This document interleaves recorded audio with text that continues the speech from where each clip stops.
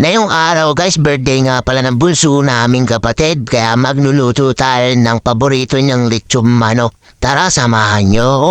Buti na lang guys, may na-extraan tayo, may nagpagawa ng grills ng barko. Siguro nga'y wala nang natirang pera kasi nandito na sa amin. Shoutout nga pala kay Chan.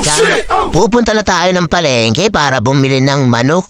Kaway ka muna, Bunso Kaway. Ayan na pala, malaking manok ang binili natin para di mabitin si Bunso. Ayan nga pala si Ate Mayet, binati niya ng happy birthday si Bunso at nakabili na kami ng manok. Alam ba yan, saglit ka pala nagbubuhat, nagre-reklamo ko na. Shoutout nga pala sa magaganda kong fuki dyan. Nagutom nga pala yung kasama ko, ang layo ba naman na nilaad namin kaya pinag-almusan ko muna siya. Yan nga, nagpatulong na tayo kay May at Gerald magbitbit ng gamit papunta sa bukid. Doon tayo magluluto. Yo, nandito na tayo guys at meron pala tayo bisita si Piccolo. Shoutout Piccolo!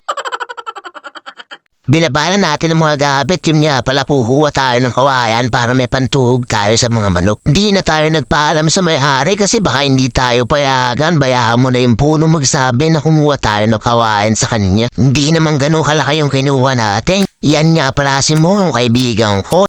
Kumuha rin pala tayo ng kaway na kahoy para dun iikot yung kawayan natin paglulutuan natin ng lechon.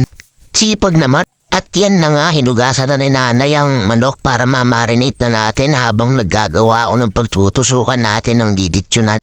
Yun, minekos-mekos na ni nanay ang manok. Lalagyan na natin ang bawang at tanglad sa loob habang ako nagpaparingis na ng baga dito. Yan na nga, tapos na nga imekos si nanay ang manok kaya kami dalawa naman niyang kaibigan kung si mo magtutuhog niyan. Sige mo, pasok mo, may mekos-mekos din natin yan. Sige, kaya. Parang ang sarap na kahit hindi pa niluluto. Balam mo, nilamutak mo naman nilamutak yan. At yun, natuhog na rin sa wakas. Nakaredy na siya, guys. Hagudan muna natin ang pampalasa para lalo siyang sumarap, guys, bago natin siya ikot-ikot dyan. Siyempre, hindi kumpleto ang birthday kung walang spaghetti. Kaya nagluto na rin kami niyan, ayos. Yan, namumula na nga ang ating manok, malapit na yan. Ginisa na rin nanay ang sauce. Tapos sabi ni Bunso siya muna daw ang mag-iiyaw kasi para may silbi daw siya. Sige Bunso, ikot mo para makain na tayo. Bilis-bilisan mo naman dyan. Yon, nilagay na spaghetti sa sauce. Ang sarap niyan, masabaw. Yan na guys, nasa platings na tayo. Malapit na tayong kumain. Ready na nila. Mas maganda kumain sa ganito kasi mura na magagastos mo. Lahat pa kayo masasayan sa pagkain.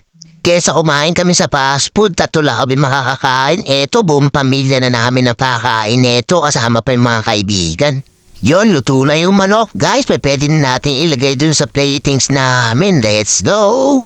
At sa wakas, makakain na rin tayo. Bote, bilisan mo dyan at gutom na ako. Yan nga pala yung kapatid kong minsan may sapi yung utak. Kakain na tayo guys, let's go, kain tayo. Share your blessing.